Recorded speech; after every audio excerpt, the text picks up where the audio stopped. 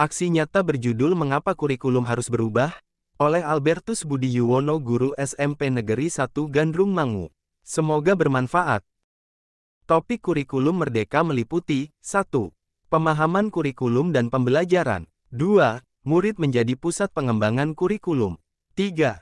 Pembelajaran berdasarkan prinsip pembelajaran paradigma baru. 4. Struktur pembelajaran mendorong murid merdeka dalam belajar. Apa itu kurikulum? Topik kurikulum merdeka meliputi 2 modul. Modul pertama berupa pengertian kurikulum. Modul kedua berupa apa kurikulum merdeka.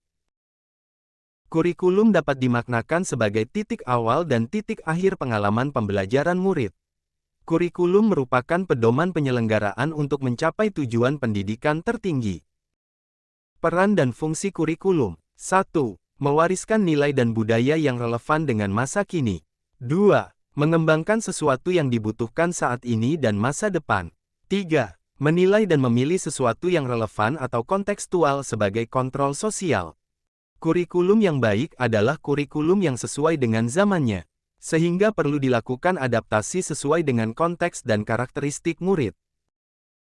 Siklus pembelajaran inquiry menekankan pada rasa ingin tahu sebagai dorongan belajar. Transformasi pembelajaran murid berfokus pada pengembangan karakter berdasarkan nilai-nilai Pancasila untuk mewujudkan profil pelajar Pancasila.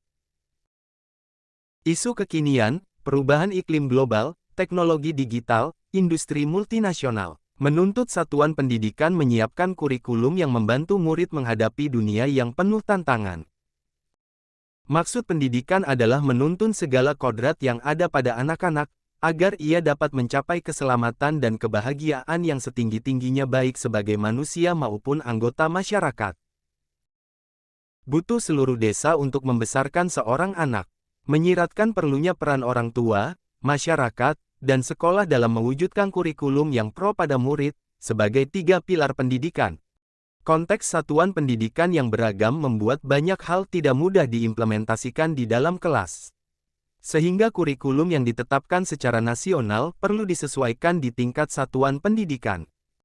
Letak geografis, perbedaan lingkungan dan ekosistem sekolah, faktor budaya dan sosiologis serta perbedaan murid menjadi alasan mengapa kurikulum dari pemerintah pusat melalui penyesuaian terlebih dahulu dengan kebutuhan murid-murid di sekolah.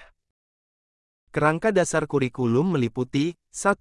Tujuan pendidikan nasional. 2. Profil pelajar Pancasila. 3. Struktur kurikulum. 4. Prinsip pembelajaran dan asesmen. 5. Capaian pembelajaran. Kurikulum sifatnya dinamis. Kurikulum dapat mengikuti perkembangan zaman dan kebutuhan satuan pendidikan. Setiap sekolah mempunyai kewenangan untuk mengatur alur tujuan pembelajaran, modul ajar, media ajar, sampai ke asesmennya. Dalam KOSP kita dapat menyesuaikan rencana dan pengorganisasian pembelajaran sesuai keadaan kontekstual satuan pendidikan agar pembelajaran murid lebih bermakna. Komponen operasional satuan pendidikan meliputi 1. Karakteristik satuan pendidikan. 2. Visi, misi dan tujuan. 3. Perencanaan pembelajaran. 4. Pengorganisasian pembelajaran. 5. Sistem pendampingan, evaluasi, dan pengembangan profesional. 5 prinsip pengembangan KOSP meliputi, berpusat pada murid, kontekstual, esensial, akuntabel, melibatkan berbagai pemangku kepentingan. 5 prinsip pembelajaran paradigma baru. 1. Mempertimbangkan kebutuhan capaian pembelajaran. 2. Membangun kapasitas belajar murid menjadi pembelajar sepanjang hayat. 3. Mendukung perkembangan kognitif dan karakter murid. 4. Menyesuaikan konteks kehidupan murid. 5. Mengarah pada masa depan yang berkelanjutan.